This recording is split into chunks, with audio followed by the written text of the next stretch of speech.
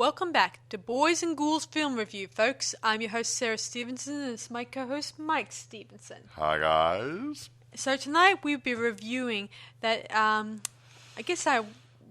franchise called Airport that was released. The first one was released in 1970. I believe there was 4 films in the franchise, was there? I believe so, Mike. Yeah, the first one came out in 1970. The next one after that came out in 1974. Despite the title itself saying Airport 75, I think there was a bit of a misnumber there. It might have been made and released. Yeah. At the end of the year or something, so they call it Airport 75. Airport 77, which was released in 1977, which I guess was the explain. Well, and the final one which is called the Concorde. Well, it's called the Concorde, but also referred to as Airport 80. Yeah, and it was released in 1979. So that was the final one. We also have a few other ones that came after that. We will talk about those later. Yeah, that we'll talk about later on. So I want to go into it a bit more in depth because there's one movie very important, which is this movie we're reviewing borrowed copiously from a previous made movie plus Arthur Hailey's book, Airport. So it's a bit of a mixed match hybrid sort of approach to this movie. Yep. Mm-hmm. Yeah. In all 4 movies, we have only one reoccurring character that's sort of a co-star character in these ones. Well, yeah, he's George a co-star. Kennedy. George Kennedy. He shows up. He gets promoted and everything. Yeah, but he's still considered a bit of a co-star character. No, I mean, in the airport, he starts off as a flight engineer or something I know, Not a flight engineer, a ground engineer. And then he becomes in charge of the airport and then something else. Yeah. One of them, anyway. Anyway, I just mean that he continues to be a co-star throughout all 4 movies. I think George Kennedy is a fine actor. He's a fine actor. Don't doubt my... But other than that, other people kind of outshine him in this movie. He usually comes in as just behind the main stars, but nothing wrong with that. It pays the bills. True. It puts a roof over his head. Of course, it feeds a cat. Of course, he gets top credit. Because he often does. Yeah. In much of the episodes because he's a reoccurring character in all of them. But he's been in Clint Eastwood movies. What was it called? I meant in this the one, Iger Sanction. He was in that, but that was a good role. I meant in this one movie. No, yeah, but he's been in this movie, in this franchise. He's always there alongside the main stars. Yeah. So he's always up there. So good credit to him. Yeah. So anyway, you were going to say, Mike? Well, you interrupted me. I don't know.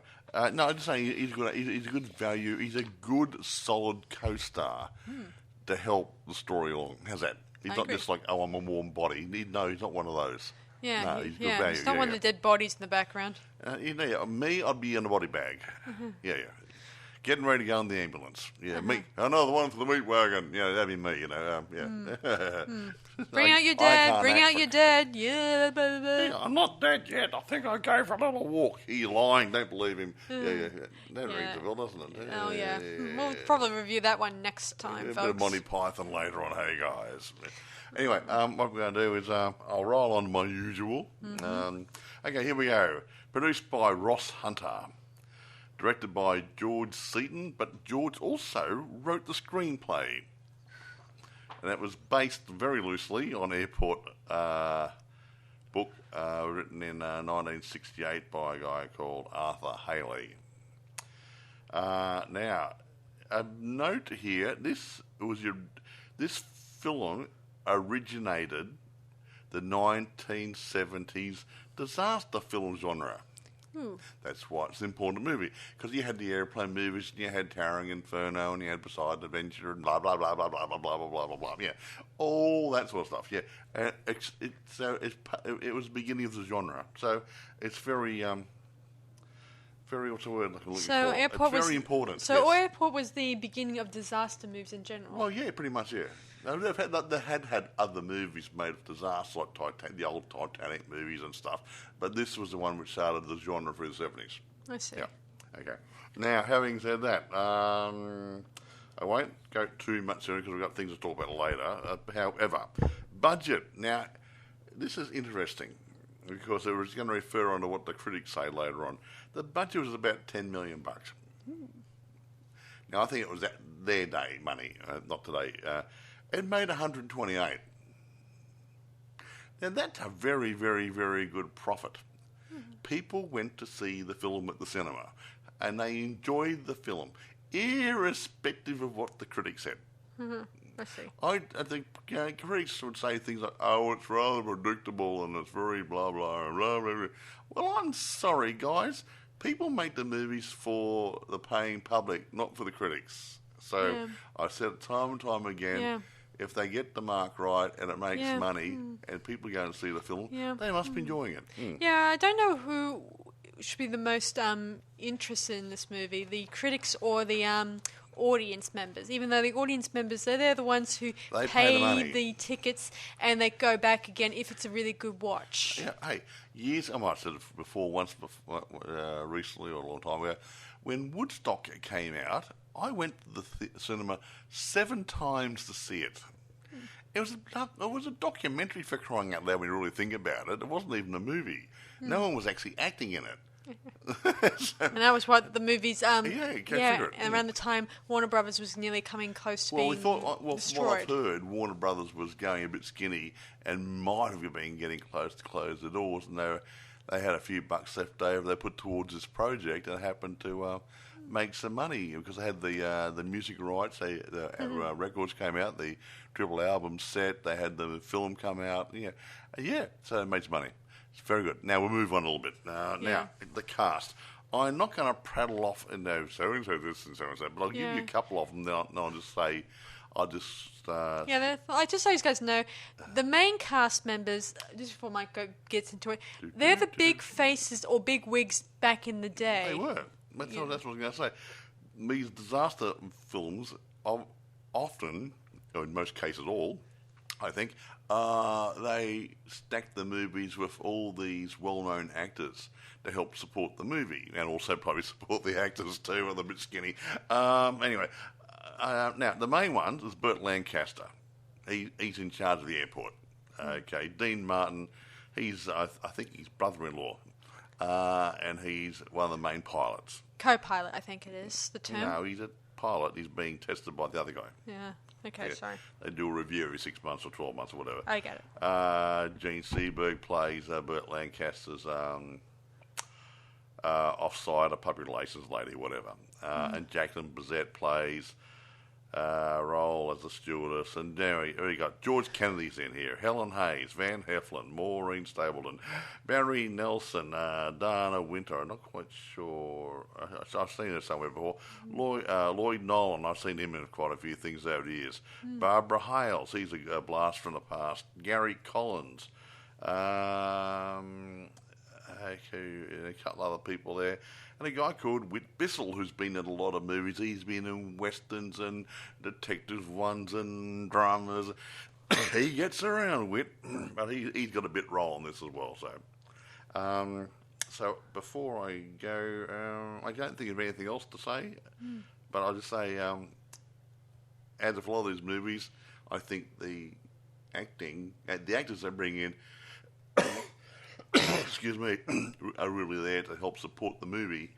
And if they're good storyliners there, good actors can bring it home. And I think they've done it in this movie. Okay? Do you want to go and tell them the tale of woe? Will do.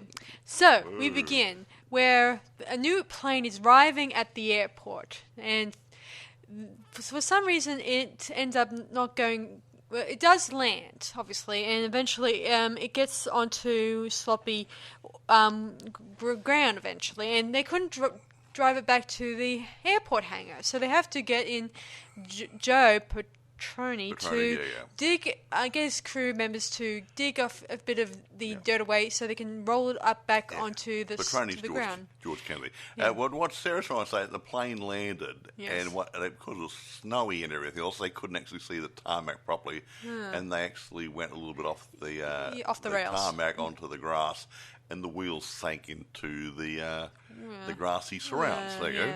Yeah. And so, anyway, the owner, what's his name again? The manager of the airport. The manager of the airport.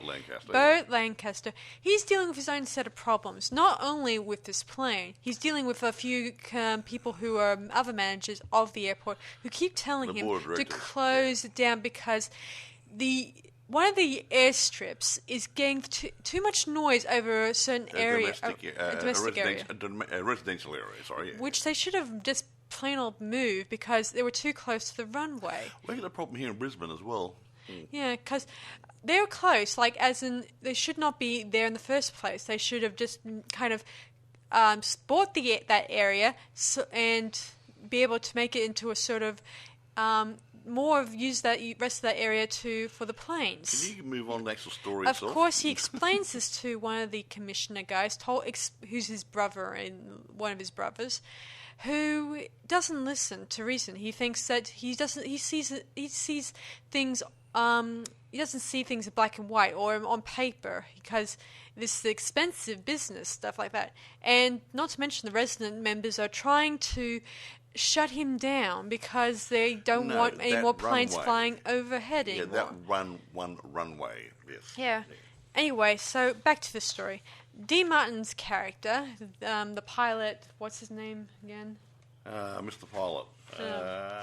Dean Martin plays Vern Demarest. Yeah, he's married to a nice lady, Bert's sister, I guess. Yeah, Bert Lancaster's sister, yeah. And he's having an affair on the side with a stewardess lady, who, as it turns out, is pregnant and stuff like that.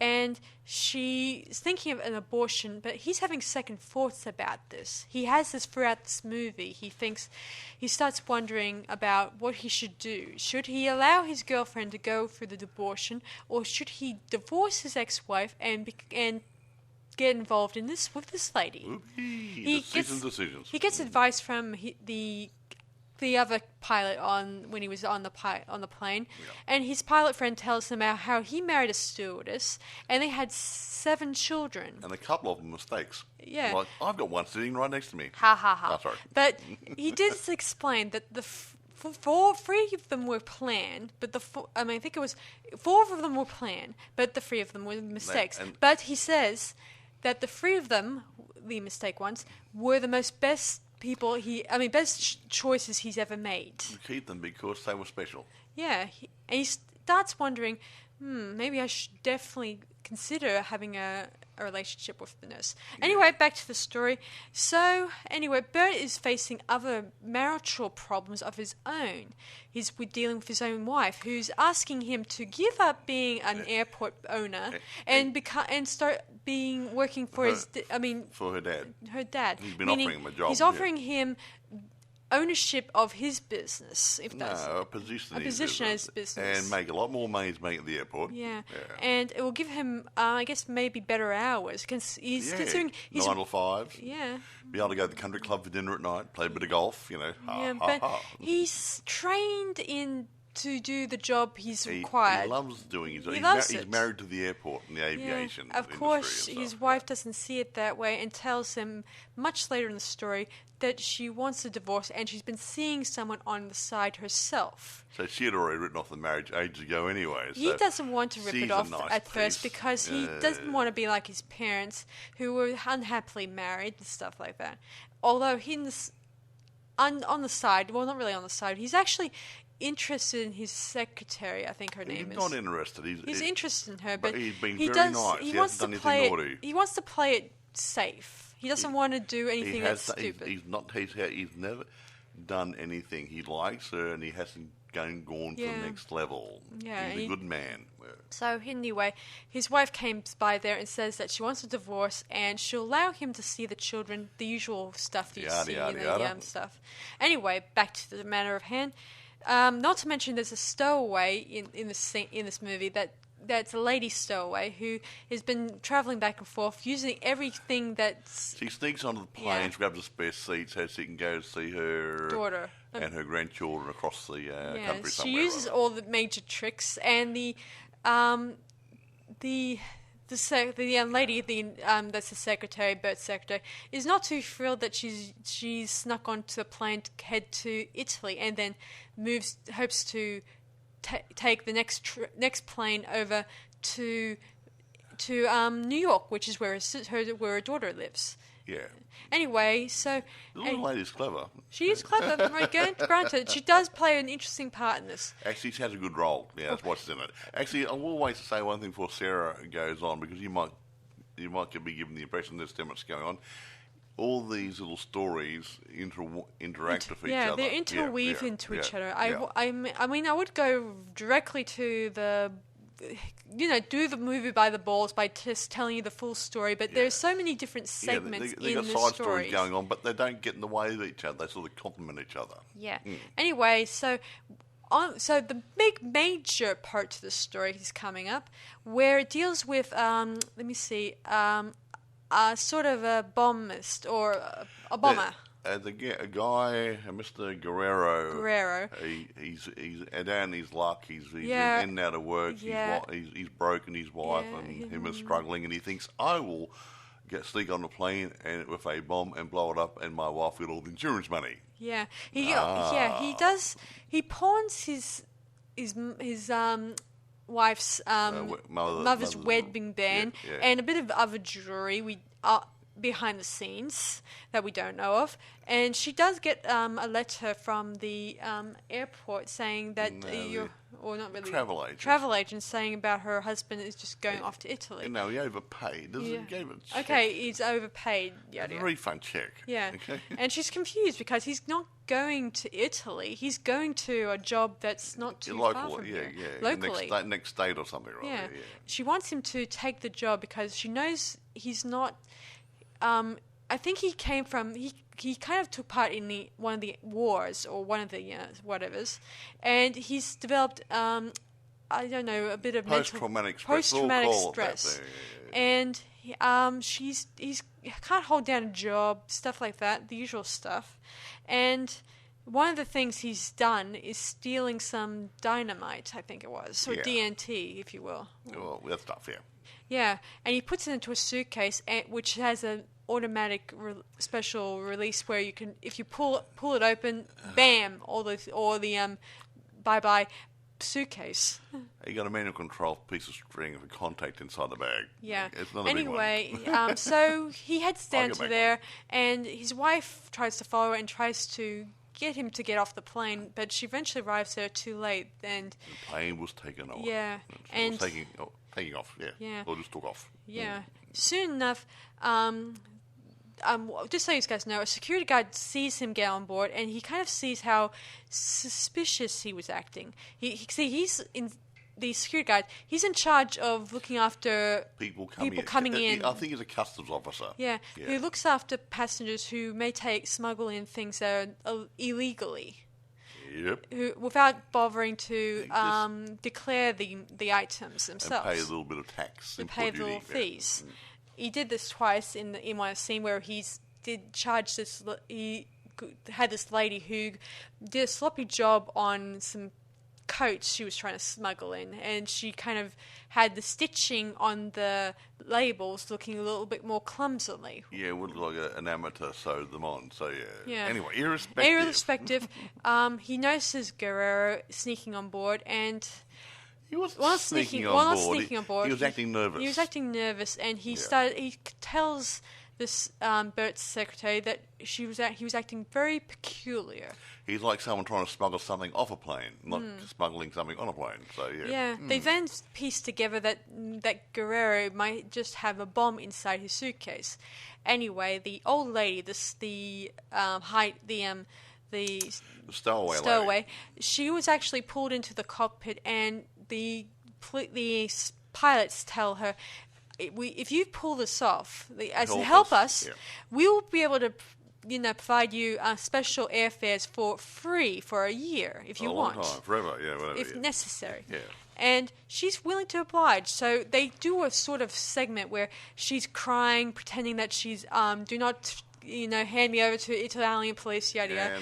And then they give her a hard time. Yada yada. And quickly they tried to grab. She tries to grab Guerrero's arm, and while this is happening, grab the attaché case. They tried to grab the attaché case. Of course, some of the passengers didn't feel like they're being unfairly treated. Well, they didn't know why they're doing it. And then one of the stupid passengers ends up grabbing the attaché case from the pilot, who was going to grab it and try to get it away from Guerrero. But the Guerrero pulls it off him and starts yelling that he's going to blow up the plane, or tries to blow up the plane. He went up and Of course, the pilot tries to talk him down. tells him that no one has ever done this, and your insurance is going to be void. Of course, Therefore, everyone knows what he's trying to do, so he won't get any money. His wife won't get any money. And they'll be, and he even explains to him that if you do this, your family will be considered to blame for this incident. Therefore, they'll be like hounded by the media for all we know. Like that's always seemed to happen. Get the film rights, book rights, and they'll make a lot of money. It does happen in real life, guys. Every time some nut or family member goes off the rails, that person's family is up to question whether they're to blame or not. It's not really fair. I don't agree with that, condole that sort of behaviour in the media. Anyway, soon enough, a man comes out of the toilet, and one of the passengers in the seats yells, "He's got a bomb!" He's trying to act like and then Guerrero runs into the toilet, and he shuts it, and the stewardess lady tries to open the door, but then Guerrero opens the suitcase, and then he gets sucked, and then the whole area got blown up. He gets boomed. Yeah, and of course, the air thing kind of sucks him out of the plane. Big hole about 3 foot across, guys. Yeah.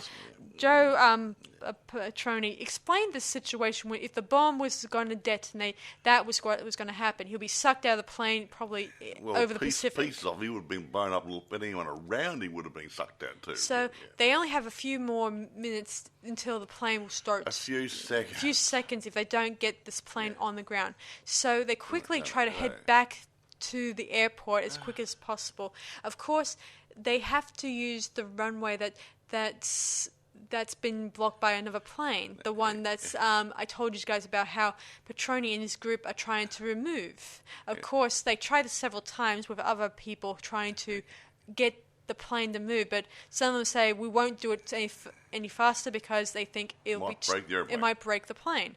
Of course, he ends up in the pilot's seats, and soon enough he gets a taxi license. Yeah, he soon pilots the plane back to its hangar, and soon enough, the plane that's coming back is soon enough lands eventually, and of course all the survivors eventually land, and of course the stewardess, the pilot's love interest, she's badly injured because there's some splints in her eye, I think it was. And other things. And he's got a door hitter against the chest and stuff. Yeah, and he's concerned about the baby, and he asked the doctor. There's a doctor on board, and he says that seeing as this baby has not fully developed yet, as in still a fetus technically, it may not be very harmful at the moment. Harmed. Wasn't that? It's just okay. The baby, a fetus will abort fast, just like any other. But what he said is the baby was okay. It didn't get hurt by the damage of the blast. Yeah, okay. And once they unload the passengers,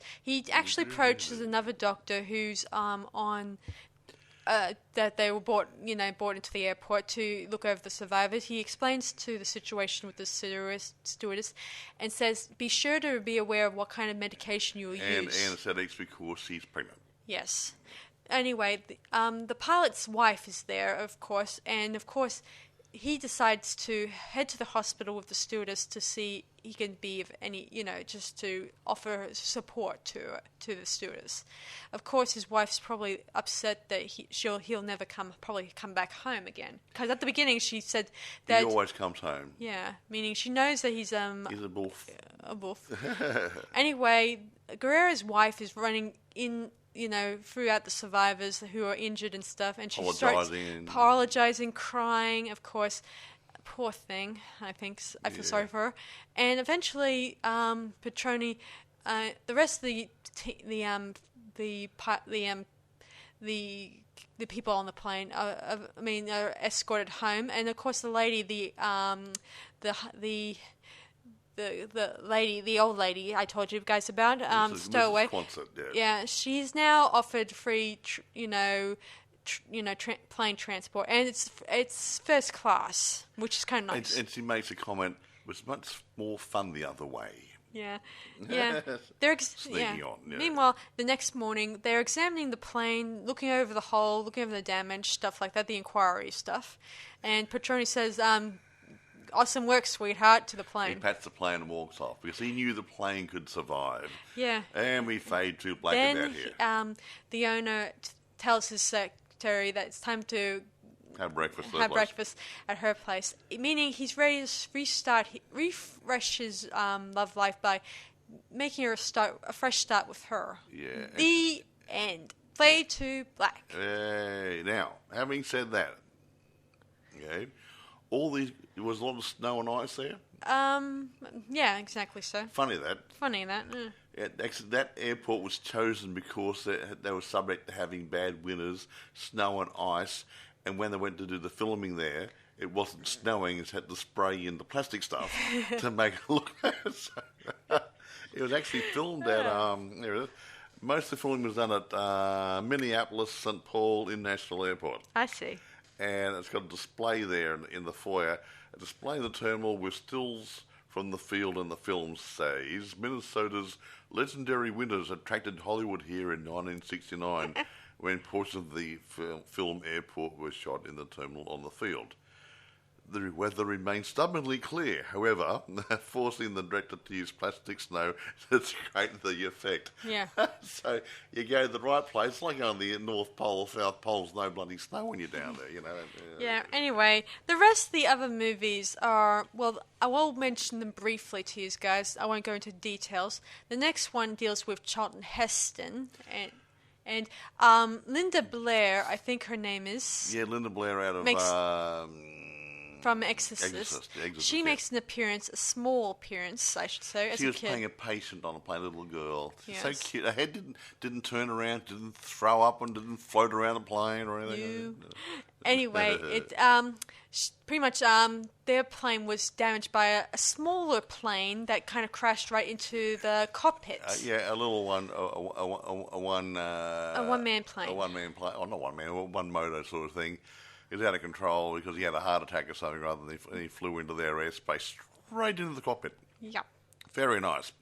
Yeah. Get on with it. And, of course, the next one has Christopher Lee. He plays a businessman who gets killed in that one, which is Airport 77. And in that one, it deals with a plane being hijacked by some hijackers who are planning on stealing a private plane in order to steal some paintings. They had lots of artwork and stuff and different things. Yeah, Rembrandt stuff or really good popular stuff. And something went wrong, obviously. Yeah, they crashed into a, what was it called? An oil rink, I think it was. And they end up crashing into the water, ending up sinking into the water, all the while trying their absolute hardest to find a way to get a message out to the outside world. See, they kind of pulled the Poseidon Adventure a little bit. With an airplane. Now, we haven't seen the Concorde one, have we? So well, I've seen the Concorde one. It's my least favourite. Okay, we won't worry about that one. Which one deals with just I guess it does make George Kennedy. He becomes a pilot in that one. Obviously, the rest of the time he does get around, doesn't he? The rest of the time the first one he plays a bit of an engineer, a guy, a ground engineer, and then guy. he goes on to becoming an owner. No, the manager of the airport. One of the managers of the airport. And the next final one was he's a pilot working on a plane. Yeah. I don't know. Whatever. Anyway, he pretty much, as I said before, in that one it deals with another sort of hijacking thing. I don't know much about that one, but as I said, I won't worry about that one too much. Anyway, aside from that, there is a lot of familiar, interesting, famous faces in these movies, which is great. All the movies they get. I wouldn't say a dust off all these old actors who were burnt out. I mean, that'd be unfair. But see, a lot of the actors, like Dean Martin, was getting older, and he was obviously he wasn't playing the love interest roles as much as other funny things. He did Dean Martin, Jerry Lewis movies and finished everything else, and he wasn't a popular singer anymore because the times had changed. And all the other people there, I wouldn't say late in their career, but their heyday, their golden years had gone a bit, but they're still popular. How's that? Yeah. The same I could say for Linda Blair, who was popular in Exorcist and probably a few other movies. Exorcist 1, 2, possibly number 3. I can't remember now. No way. She was in number 2. I think. Well, I'm not sure about number 3. I don't recall being in too many movies because I think she got typecast into she the got old, typecasted, into that sort of movie. and when she got older, really older, her facial features didn't really exactly add impact to any future films. She's a good kid actor for the role, but Good kid actor. it just didn't work for But didn't work out. If she was a scriptwriter or a producer, then I could probably... Well, she could have written a movie for herself. That would be good. Whatever. So she didn't have a very interesting long career for herself. She had a few problems there, but she was in a couple of movies, I think, but I can't remember what they were now. But anyway, just going back a few things. All right. They actually did some of the filming on an aeroplane. Or had airplanes in it, obviously. Yeah, of course. Now, the set, they built a set representing the interior of a 707, and that was left standing at Universal Studios, and eventually was joined by the 747 from the 1975 movie.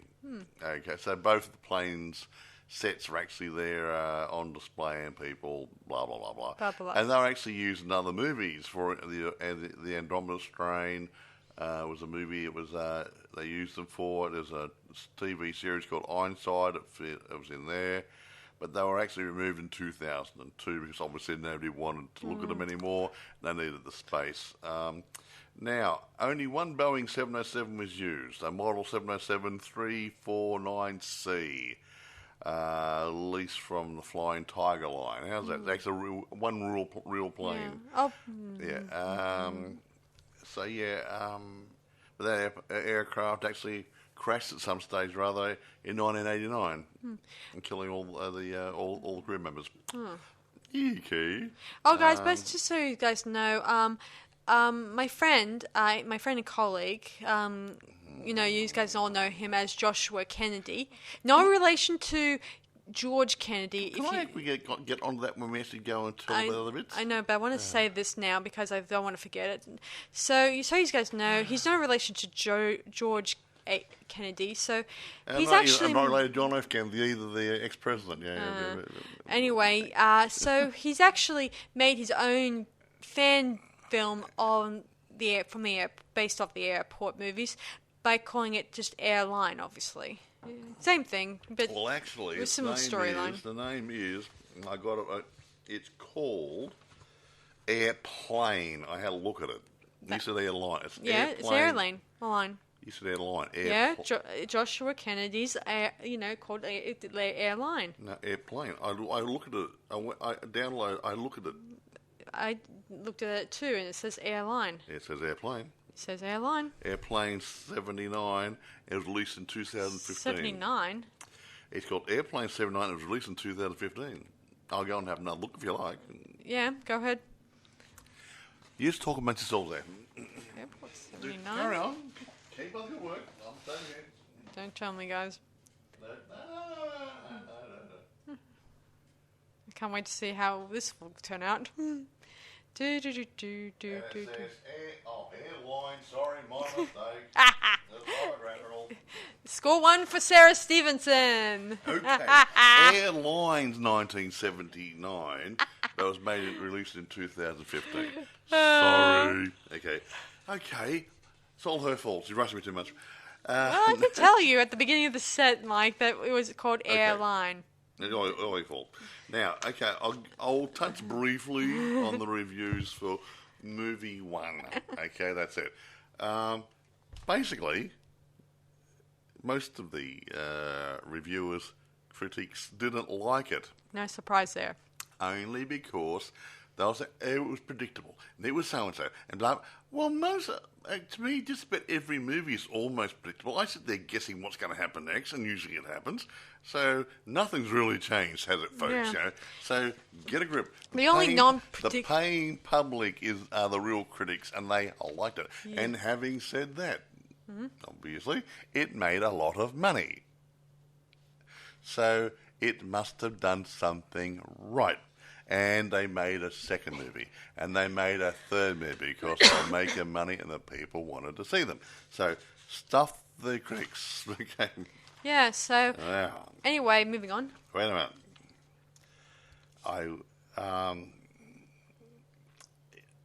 I will mention this one thing. Burt Lancaster made a comment. Despite the film being one of the most profitable of Burt Lancaster's career, he called it a piece of junk. I think because the storyline's so basic and everything. Okay, he's been into more action and dramatic roles. He was in Birdman from Alcatraz. Yeah, really intense dramas, and he thought it was just like, just paying the bills. Yeah.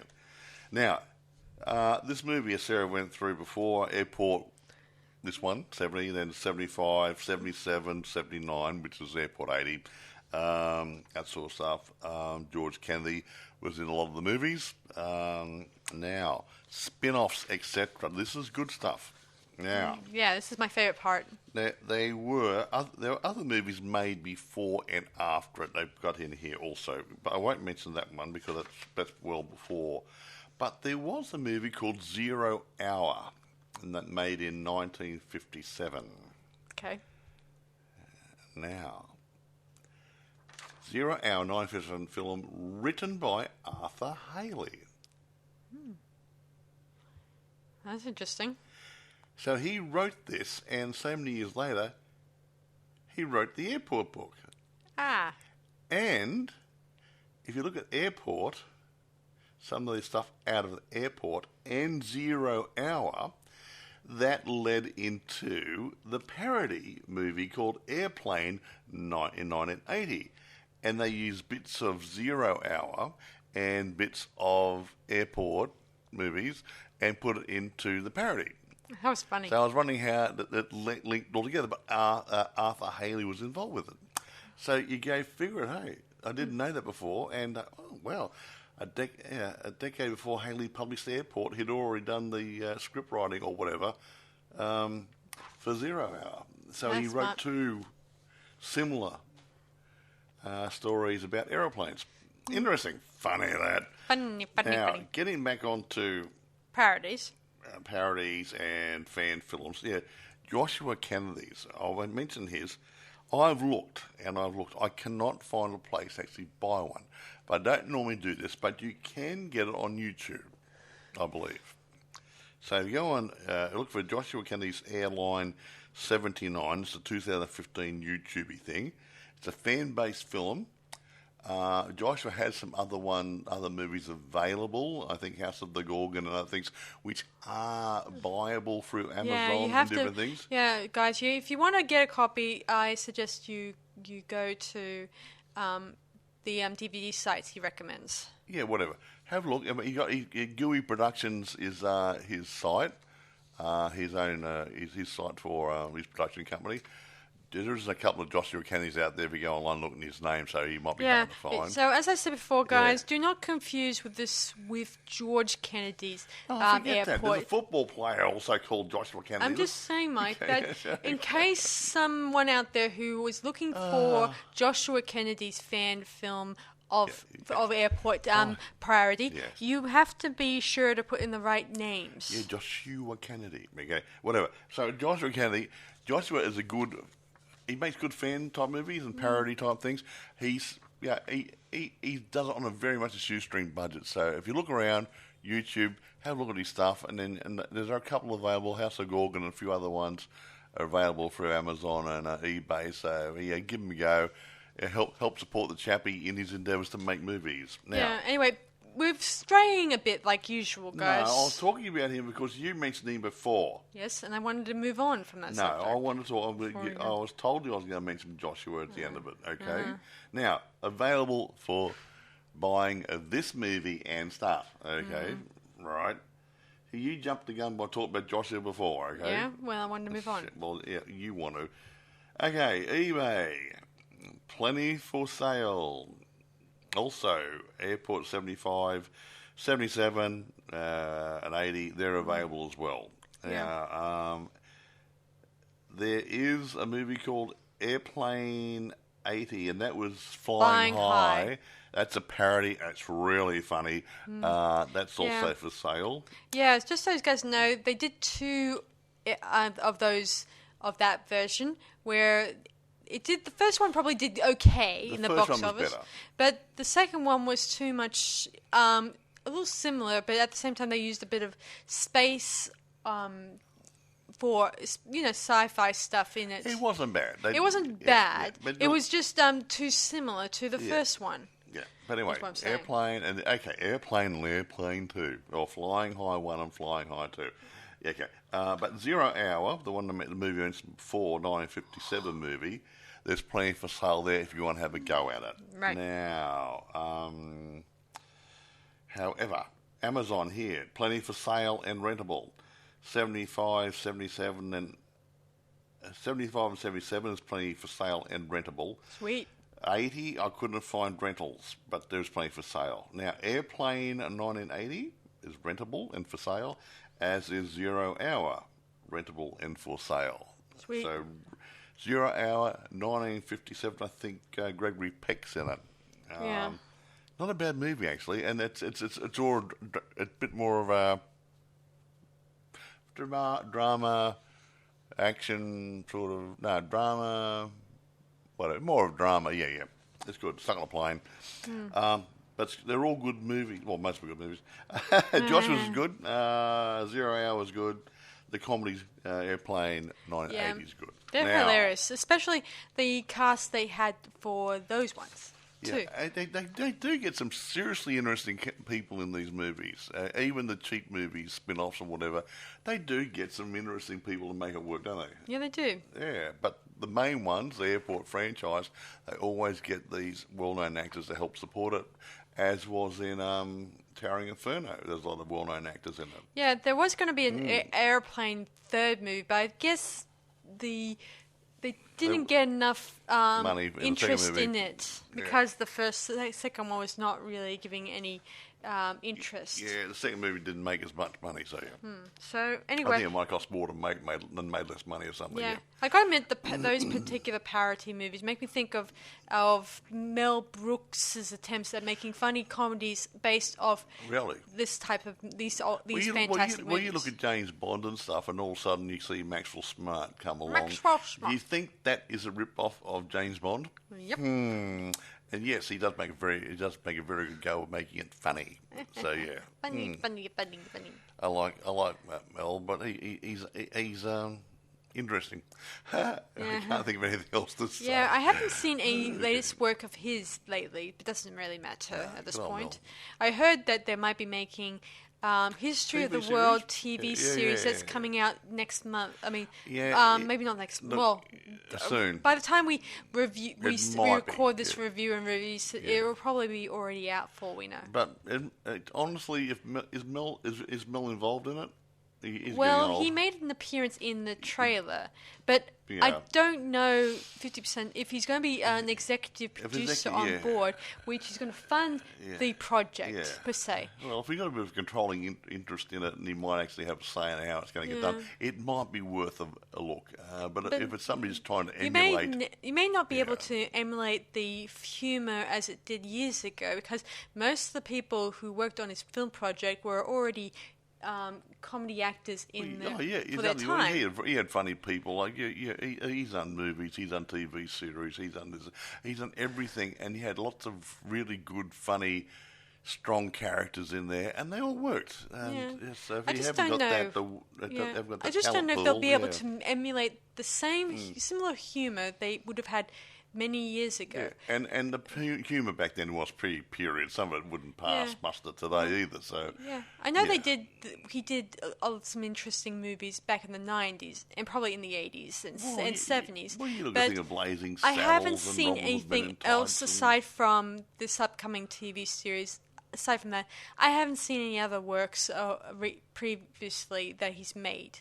Maybe he's worked on as an executive, but aside from that, he's playing it as just the executive party involved. He could have been the executive producer in some movies, and it's not advertised as the Mel Brooks movie, so you don't hear about it. Yeah. But no, Mel Brooks is a major force I like. He's funny, man. Anyway, irrespective, I'm going to rate this. It's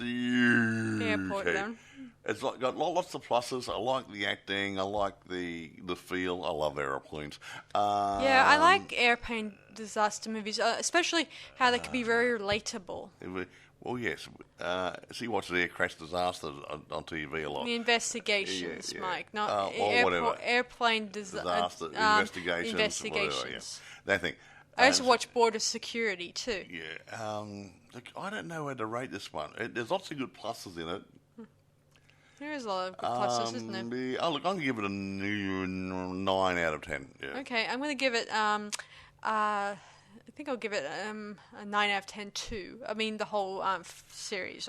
Franchise. Well, no, I'm mainly on the first movie because the second movie's not too bad either. Yeah. The third movie, but I'm grading this movie. True. I'm not going to grade all the movies. Well, I do think they all have some good. Well, things yeah. Look, to as a give franchise, to it still rates up around 8 to 9. So yeah. But they, by the time I haven't seen the Concorde, so I can't judge it. Yeah. Yeah. Yeah, anyway, as I said before, guys, feel free to check it out, the airport one. I'm sure there'll be plenty on Amazon and Blue and in eBay, eBay. and other sources where you get in different countries. Again, as I said before, be sure to put in George Kennedy, not Joshua Kennedy, as I said, so you guys know exactly which one we're referring to, okay? But you do have the name Airport. I always think 70, it's always good to do a name check. If you do Airport 70 and you see Dean Martin in it, then you got the link of the series, I know, the franchise. but what I was going to say is that when you go scouting for these older movies, be careful not to get a VHS tape or a laser disc.